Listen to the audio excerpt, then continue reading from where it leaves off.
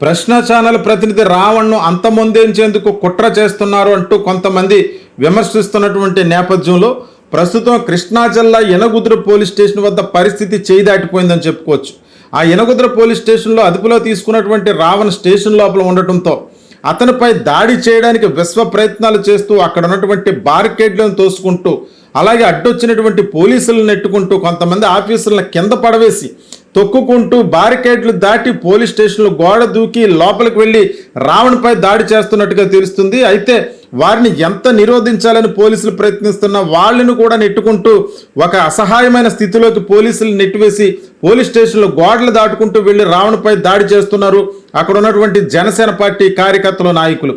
అంటే ఒక మామూలు పరిస్థితుల్లోనే జనసేన పార్టీ నాయకులు ఈ రకమైనటువంటి పరిస్థితుల్లో ఉంటే మొన్న పవన్ కళ్యాణ్ గారు చెప్పినట్టు లా అండ్ ఆర్డర్ కానీ అలాగే హోంశాఖ కానీ ఆయన చేతిలో ఉన్నట్లయితే ఈ రాష్ట్రంలో సామాన్యుల యొక్క పరిస్థితి ఏ విధంగా ఉంటుంది, ప్రశ్నిస్తామన్నటువంటి గొంతుకులన్నీ కూడా పిసికేస్తామన్నట్టుగా ఈరోజు చేస్తున్నటువంటి దాడి ప్రజాస్వామ్యంలో చాలా హేయమైన చర్య అన్నట్టుగా కొంతమంది రాజకీయ విశ్లేషకులు, చాలామంది ప్రజాస్వామ్యవాదులు అభిప్రాయపడుతున్నటువంటి నేపథ్యంలో తాజాగా ఈరోజు యనగదురు పోలీస్ స్టేషన్లో రావణ్పై దాడి జరుగుతుంది.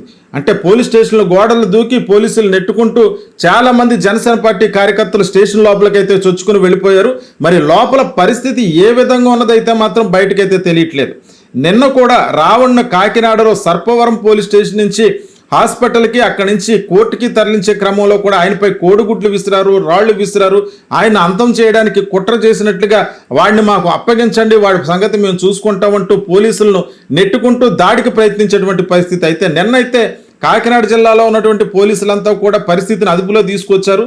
మొన్న కూడా పిఠాపురం పోలీస్ స్టేషన్లో కూడా రావణ్పై దాడి చేయడానికి ప్రయత్నం చేస్తే అక్కడ ఉన్నటువంటి పోలీసులందరూ కూడా కట్టుదిట్టమైనటువంటి భద్రతా చర్యల్లో భాగంగా అక్కడ ఉన్నటువంటి పటిష్టమైనటువంటి ఏర్పాట్లు చేసి అక్కడి నుంచి కోర్టుకు రావణ్ను తరలించారు. కానీ అక్కడ రావణ్ను అరెస్ట్ చేసిన తర్వాత పోలీస్ స్టేషన్కి వచ్చి ఒక ప్రెస్ మీట్ నిర్వహించినటువంటి సోషల్ యాక్టివిస్ట్ అయినటువంటి వజ్జ ఐశ్వర్య అనేటువంటి ఒక మహిళను ఆమె ఇంటిపైకి వెళ్ళి ఆమె కూడా పవన్ కళ్యాణ్పై అనుచిత వ్యాఖ్యలు చేశారంటూ ఆమెను కూడా బయటికి రావాలంటూ ఆమెపై దాడి చేయడానికి సుమారు 500 మంది జనసేన పార్టీకి సంబంధించినటువంటి కార్యకర్తలు కూడా ఆమె ఇంటికి చేరుకుని ఆమెపై దాడికి ప్రయత్నం చేస్తున్నట్టుగా తెలుస్తుంది. అంటే ప్రస్తుతం జరుగుతున్నట్టు ఈ సంఘటనలన్నీ చూస్తుంటే ముఖ్యంగా వత్స ఐశ్వర్య ఆమె దళిత సామాజిక వర్గానికి చెందినటువంటి నేత.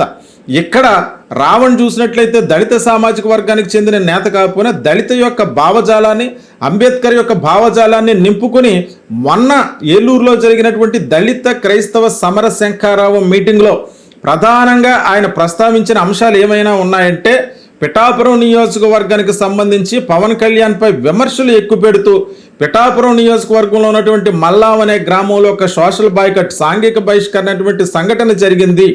అలాగే ఎండపల్లి అనేటువంటి గ్రామంలో అక్కడ విద్యార్థులపై వివక్షకు గురయ్యారంటూ ఈ 2 అంశాలపై కూడా ఆయన ప్రశ్నలు సంధిస్తూ పవన్ కళ్యాణ్ విమర్శించడం జరిగింది. ఈ క్రమంలో ఆయన వాడినటువంటి స్లాంగ్ ఏదైనా ఉంటే నా అభిమాన నటుడు పవన్ కళ్యాణ్ అన్నట్టుగా ఆయన మాట్లాడుతూ ఆయన స్లాంగ్లో ఆయన మాట్లాడడానికి ప్రయత్నం చేశారు. ఆ క్రమంలోనే తమ నాయకుడిపై విమర్శలు చేశారంటూ మరొక పక్క రాధా మనోహర్ దాస్పై చేసిన వ్యాఖ్యలను కూడా హిందూ మతోభావాలు దెబ్బతినే విధంగా వ్యాఖ్యానించారంటూ రావణ్పై దాడి చేయడానికి ప్రయత్నం చేశారు పిఠాపురం పోలీస్ స్టేషన్లో. కానీ అక్కడ పోలీసులు చాలా చాకచక్యంగా వ్యవహరించే రావణ్కు భద్రత కల్పించారు. అయితే నిన్న కాకినాడలో జరిగిన సంఘటన కూడా పూర్తిగా మర్చిపోకముందే ఈరోజు యనగుదురులో, కృష్ణా జిల్లా యనగుదురు పోలీస్ స్టేషన్లో రావణ్పై దాడికి తెగబడ్డారు అక్కడ ఉన్నటువంటి జనసేన పార్టీ నాయకులు, కార్యకర్తలు. పోలీస్ స్టేషన్ లోపల ఏం జరుగుతుందో తెలియదు. చాలామంది మనం విజువల్స్లో కూడా చూడొచ్చు, అక్కడ ఉన్నటువంటి ఎస్ఐను కింద పడగొట్టి ఆ పోలీసు రోప్స్ని తోసుకుంటూ బారికేడ్లు తొక్కుకుంటూ గోడ దూకి రావణ్ని ఏం చేయాలని చెప్పి మరి లోపలికి వెళ్తాం, వాడిని మాకు అప్పగించండి అంటే ఒకవేళ జరగరానిది ఏదైనా రావణ్కి యనగుదురు పోలీస్ స్టేషన్లో జరిగితే దీనికి సంబంధించి ఎవరు బాధ్యత వహిస్తారు?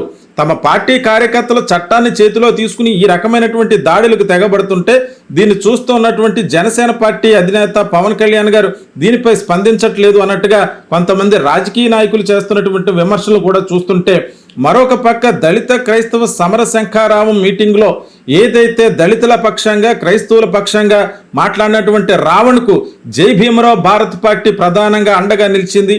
అలాగే రావణ్కు మద్దతుగా కొంతమంది దళిత సంఘాల నేతలు అలాగే ఇతర క్రైస్తవ సంఘాలకు సంబంధించినటువంటి వాళ్ళందరూ కూడా రావణ్కు మద్దతుగా బయటికి రావాలి. ఈ జనసేన పార్టీ నాయకులు చేస్తున్నటువంటి దురాగతాలను దాడులను కూడా అడ్డుకునేందుకు రావణ్కు మద్దతుగా నిలవాలంటూ జై భీమరావు భారత్ పార్టీ అధ్యక్షుడు జాడా శ్రవణ్ కుమార్ అలాగే మరికొంతమంది దళిత సామాజిక వర్గానికి చెందినటువంటి నేతలంతా కూడా పిలిపిస్తున్నటువంటి నేపథ్యంలో తాజాగా రావణ్పై దాడి జరగటం అనే చర్యను పోలీసులు చాలా తీవ్రంగా పరిగణించారని చెప్పుకోవచ్చు.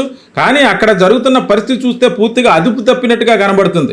లోపల ఏం జరుగుతుందో బయటకు తెలియలేనటువంటి పరిస్థితి. ఈ పరిస్థితుల్లో ప్రస్తుతం లా అండ్ ఆర్డర్ను అదుపు చేయవలసినటువంటి పరిస్థితి, కంట్రోల్ చేయవలసినటువంటి పరిస్థితి ఈ రాష్ట్ర ప్రభుత్వం యొక్క భుజస్కంధాలపై ఉంది. కానీ ప్రత్యేకించి ఒక జర్నలిస్టుపై జరుగుతున్నటువంటి దాడిని కూడా ఖండించలేని పరిస్థితుల్లో ఈ రాష్ట్ర ప్రభుత్వం ఉంటే రేపు సామాన్యులు ఎవరైనా సరే గొంతెత్తి మాట్లాడినా ఈరోజు రావణ్కు పట్టిన గతే మీ అందరికీ పడుతుంది అన్నట్టుగా ఒక ఉదాహరణగా చూపించడానికే ఈ యొక్క దాడులను ప్రోత్సహిస్తున్నారా అన్నటువంటి అనుమానం కూడా అందరికీ కలుగుతుంది. అయితే ప్రస్తుతానికి యనగుదురు పోలీస్ స్టేషన్ నుంచి రావణ్ని కోర్టులో హాజరుపరచడానికి బయటకు తీసుకువచ్చినా సరే ఏ రకమైనటువంటి దాడి జరుగుతుందో అన్నటువంటి భయాందోళన అయితే నెలకొంది. ప్రస్తుతానికి రావణ్కి అయితే కట్టుదిట్టమైనటువంటి భద్రత కల్పించాల్సినటువంటి అవసరం ఉంది. ఈ పోలీస్ స్టేషనే కాదు, రేపు ఏలూరు పోలీస్ స్టేషన్కి తరలించే అవకాశం ఉందన్న సమాచారం మేరకు దారి మార్గంలో అక్కడి తరలించే క్రమంలో దారి పొడుగున కూడా ఎక్కడైనా పోలీసు వాహనాలను ఆపి ఒకవేళ రావణ్పై దాడి చేసి అతనికి ప్రాణహాని తలపెట్టే పరిస్థితి ఉంటే దీనికి పూర్తిగా ఈ రాష్ట్రంలో ఉన్నటువంటి ప్రభుత్వమే బాధ్యత వహించాలంటూ ప్రముఖ జర్నలిస్టు సంఘాలు వివిధ శాఖలకు చెందినటువంటి నాయకులు అలాగే ప్రజాస్వామ్యవాదులు దళిత సంఘాల నేతలు అందరూ కూడా ప్రభుత్వాన్ని హెచ్చరిస్తున్నటువంటి నేపథ్యంలో ప్రస్తుతానికి పోలీస్ స్టేషన్ వద్ద కట్టుదిట్టమైన భద్రత ఏర్పాటు చేసే విధంగా పోలీసులు చర్య తీసుకుంటారా, లేకపోతే రావణ్ ప్రాణాలను గాలికి వదిలేస్తారా, ఏం జరగబోతుందన్నది మరింత మనం వేచి చూడాల్సి ఉంది.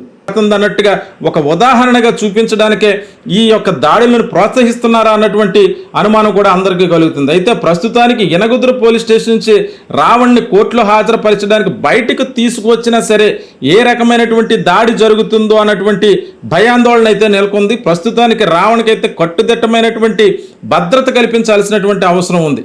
ఈ పోలీస్ స్టేషనే కాదు, రేపు ఏలూరు పోలీస్ స్టేషన్కి తరలించే అవకాశం ఉందన్న సమాచారం మేరకు దారి మార్గంలో అక్కడి తరలించే క్రమంలో దారి పొడుగున కూడా ఎక్కడైనా పోలీసు వాహనాలను ఆపి ఒకవేళ రావణ్పై దాడి చేసి అతనికి ప్రాణహాని తలపెట్టే పరిస్థితి ఉంటే దీనికి పూర్తిగా ఈ రాష్ట్రంలో ఉన్నటువంటి ప్రభుత్వమే బాధ్యత వహించాలంటూ ప్రముఖ జర్నలిస్టు సంఘాలు వివిధ శాఖలకు చెందినటువంటి నాయకులు అలాగే ప్రజాస్వామ్యవాదులు దళిత సంఘాల నేతలు అందరూ కూడా ప్రభుత్వాన్ని హెచ్చరిస్తున్నటువంటి నేపథ్యంలో ప్రస్తుతానికి పోలీస్ స్టేషన్ వద్ద కట్టుదిట్టమైన భద్రత ఏర్పాటు చేసే విధంగా పోలీసులు చర్య తీసుకుంటారా, లేకపోతే రావణ్ ప్రాణాలను గాలికి వదిలేస్తారా, ఏం జరగబోతుందన్నది మరింత మనం వేచి చూడాల్సి ఉంది.